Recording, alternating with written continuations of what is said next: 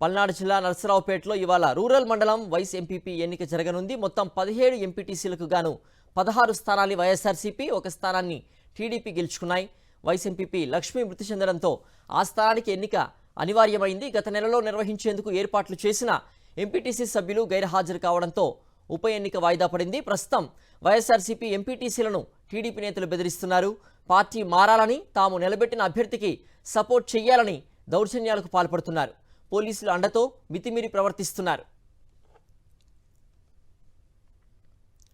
పల్నాడు జిల్లా కారంపూడి మండలం vice MPP ఎన్నిక ఇవాళ జరగనుంది. వైఎస్ఆర్సీపీ ప్రభుత్వంలో జరిగిన స్థానిక సంస్థల ఎలక్షన్లో కారంపూడి మండలంలో 15 ఎంపీటీసీ స్థానాలకు గాను అన్నింటినీ వైఎస్ఆర్సీపీ కైవసం చేసుకుంది.